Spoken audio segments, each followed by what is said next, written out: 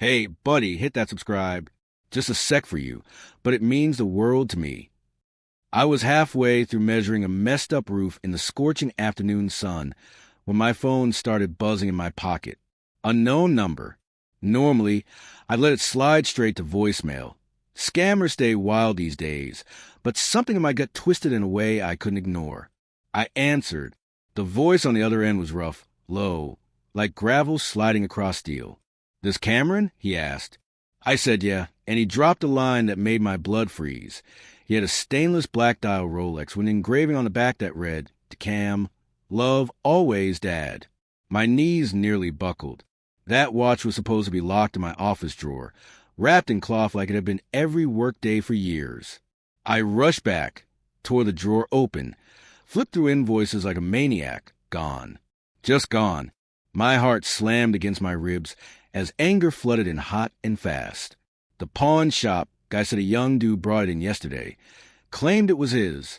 I already knew who it was before the name hit his lips. Tanner, my stepbrother, my mom's golden boy. The same dude who always slid through life on borrowed money and fake dreams. That watch wasn't just a watch. It was the last thing my dad ever gave me before cancer took him. No savings, no insurance, no house, just that watch. I could still feel his shaky hands pressing it into mine in the hospital room, while machines beeped like a countdown clock. He told me never to let anyone take it from me, and now Tanner had sold it like it was pocket change. I flew down the highway toward the pawn shop with my hands locked tight on the wheel, every mile feeding the rage building in my chest. The shop sat in a dying strip mall, bars on the windows, flickering sign, dust in the air like the place hadn't breathed in years. The owner slid the watch across the counter the second I walked in. Same scratches, same weight, same memory. Then he dropped the bomb. My dad had pawned that same watch years ago and paid it off in full like clockwork. And when he flipped open a hidden latch inside the clasp, a tiny folded note fell out. My hand shook as I opened it. My dad's handwriting stared back at me like a message from the grave. Safe deposit box 313. Keys behind the 5/8 socket. My pulse spiked. That watch had been hiding more than just memories. I strapped the watch back onto my wrist and went straight to my mom's house, where everything finally exploded. I dropped the Rolex on the kitchen table like a grenade. Silence sliced the room in half. My mom went pale. Her husband stiffened. Bank papers were scattered everywhere, and Tanner's name was written all over them like a bad omen. It didn't take a detective to piece it together. They pawned my dad's watch to fund Tanner's latest genius idea. My mom begged. My stepdad talked trash. They called me small time. Said Tanner had vision.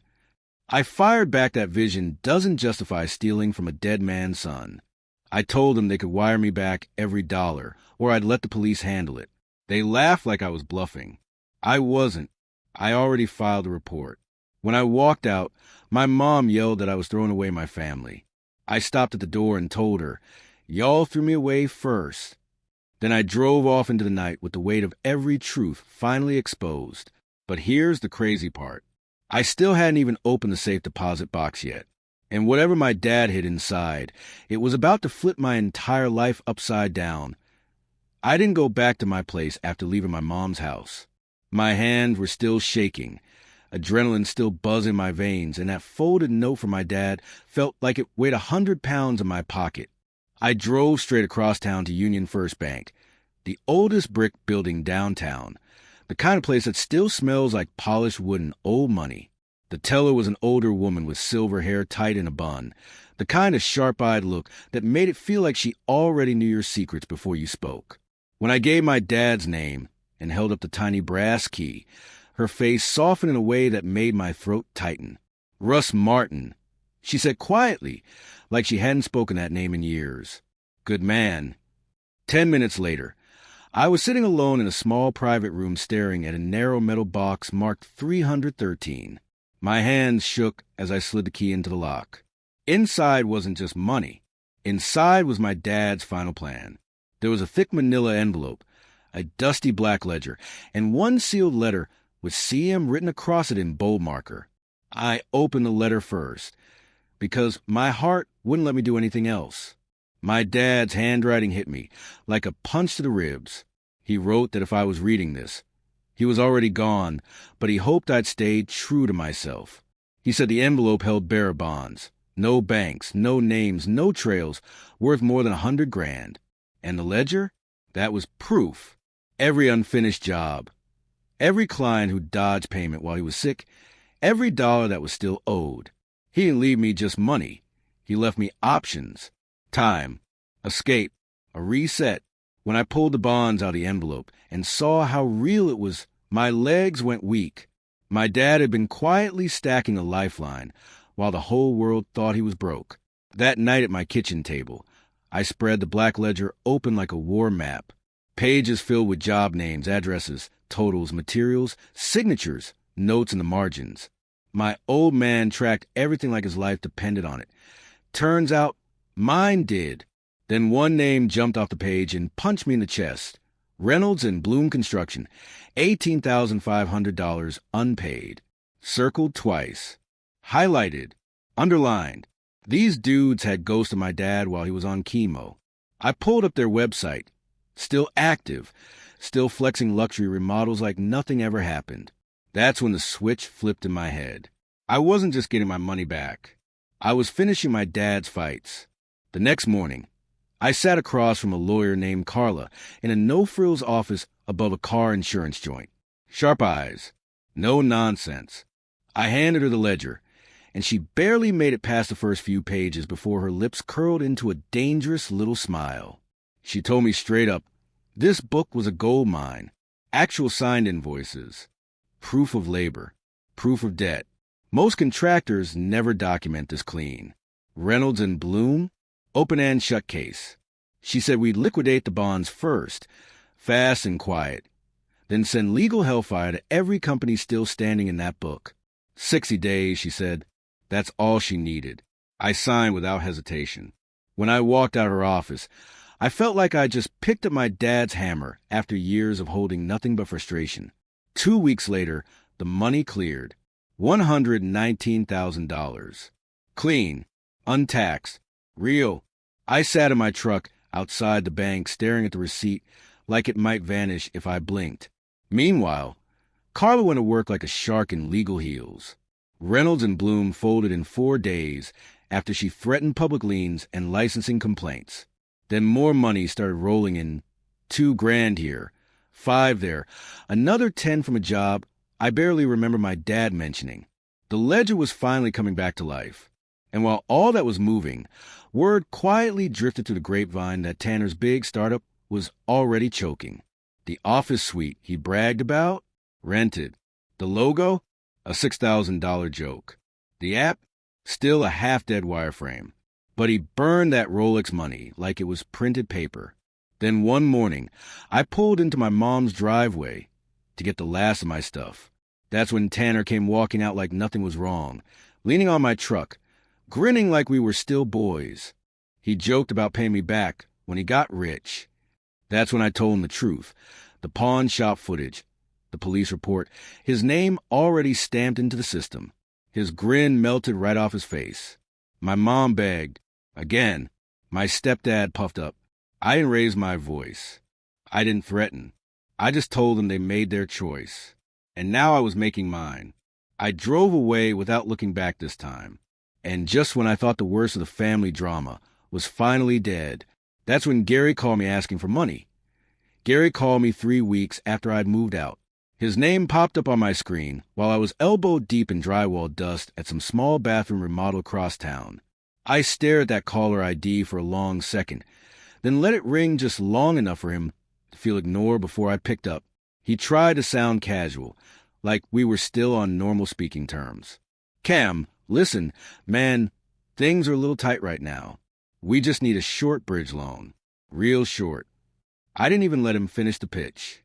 I hung up mid-sentence and went right back to sounding like the call never happened. A week later, my mom emailed me. No subject line kindness. Just blame. She said I'd blown everything up, that Tanner had been under pressure, that I should have handled it like family instead of involving the cops. I didn't type a single word back. I just attached the police report with Tanner's name bolded in black and hit send. After that, complete radio silence. No calls, no messages, no fake apologies. And honestly, that silence felt better than any fake peace ever did. With the family mess finally quiet, the money started stacking for real. Carla moved faster than I ever imagined. Reynolds and Bloom wired the full $18,500 with zero apology. Just a cold transaction email, like it never happened. Then a few smaller companies folded too. 2,000 here, 5,000 there. A sudden 10 from a guy who apparently forgot he ever worked with my dad until a demand letter made him remember real quick. By the end of the second month, another $37,000 had landed in my account. All money my dad earned with his hands and his back. Money that should have been his to spend while he was alive. I didn't feel greedy taking it. I felt like I was restoring something that had been stolen from him. That's when I bought the house. Nothing flashy. Single-story ranch. 2 bedrooms. Solid bones. Big garage. For blocks from where my dad used to live. When the realtor said, "It needs vision," I told him, "Nah, it just needs someone who knows how to use a level." I moved in on a Tuesday with nothing but my clothes, a mattress, and my dad's red rolling toolbox. I parked that toolbox in the garage like it had always belonged there. Same socket layout. Same taped up May 8th slot. Same weight when I rolled it across the concrete. The Rolex stayed on my nightstand most nights, not as a flex, not as a trophy, but like a promise I wasn't breaking. I didn't blow the money on dumb stuff. No lifted truck. No Vegas trips. No designer junk. I fixed the roof. Rewired the kitchen. Replaced broken plumbing. Did everything myself, just like my dad taught me. I donated some of the money to the trade school where I learned the ropes. No name attached. Just a quiet thank you sent into the system. Then I printed some flyers, grabbed a burner phone, and started taking small handyman jobs around the neighborhood. Toilets, drywall patches, ceiling fans, fence repairs, honest work, fair prices. People started calling, then texting, then referring me to neighbors. Steady money, steady peace. For the first time in a long time, my life felt like it actually belonged to me. That calm lasted exactly 49 days. Because one afternoon, while I was under a kitchen sink tightening a busted valve, my phone buzzed again. Unknown number. My gut said, "Don't answer." I answered anyway. The voice on the other end wasn't angry. It wasn't begging. It was nervous. A guy from Reynolds and Bloom. He said they had a problem. A big problem. He said someone had tipped off the state licensing board about their billing practices. Someone had reported multiple unpaid subcontractors besides my dad. Audits were coming. Liens were stacking. And then he said the part that made my chest go cold. "They think your dad wasn't the only one we stiffed." I stood up so fast, I smashed my head on the sink cabinet. Suddenly, the ledger wasn't just a money recovery tool anymore. It was evidence. And whoever was panicking on the other end of that phone call sounded like he was scared away more than lawsuits. And that's when it hit me. My dad didn't just leave me money. He left me a list of enemies. After that phone call, I couldn't shake the feeling that I stepped into something way deeper than unpaid invoices and dirty business deals. Carla confirmed it the next morning. Reynolds and Bloom weren't just getting hit with licensing audits. They were under investigation for systematic fraud. Fake invoices, skipped payments, shell accounts. And my dad's ledger? It wasn't just evidence of one missing check anymore. It mapped their entire playbook. Carla told me the state had already frozen some of their operating accounts. Subcontractors from 3 different cities had suddenly started coming forward. Guys who'd been too broke or too scared to chase their money back in the day were waking up now that someone else lit the fuse. Then she said something that stopped me cold. "Cam, your dad wasn't just a victim. He was building a case." That hit harder than any punch Tanner ever threw growing up. My dad had been quietly documenting every delayed payment, every fake excuse, every bounced check, long before he got sick. He knew they were dirty. And when chemo took the strength out of him, he didn't get bitter, he got strategic. The man didn't leave me revenge. He left me receipts. As the investigation went public, things started collapsing fast. Reynolds and Bloom's social pages went dark. Then their website vanished. One partner lawyered up and disappeared. The other tried playing a victim on some half-baked local news interview talking about misunderstandings and documentation errors. Carla laughed when she saw it. "That's panic," she told me. "That's what panic looks like, when it's trying to sound confident." And then Tanner showed up at my house. No text, no heads up, just a shadow in my driveway at sunset like a bad omen. He looked rough, designer sneakers scuffed, hair uncombed, confidence drained straight out of his face. He didn't even fake a smile this time. He asked if he could talk. I let him stand outside while I stayed on the porch, said what he came to say. His app investors were gone. His credit was shot. The police had started asking questions about where that Rolex money went. He told me it wasn't supposed to go like that. Like mistakes just happen in slow motion. Then he said the line that made me realize he still didn't get it. "You got all this money now anyway. You could just make it go away." I stared at him like he'd spoken another language. He tried guilt, said Mom was falling apart. Gary couldn't sleep. Bills stacking. The house was at risk. He said I could fix all of it if I wanted. I told him the truth. Real calm, no heat in it at all. "I already fixed it. I fixed my life. Yours is your responsibility." He snapped then, called me selfish, called me cold, told me my dad would be ashamed of the way I turned my back on family. That's when I finally stepped down off that porch and got right in his face. My dad spent his whole life cleaning up other people's messes. "I'm done doing that for you."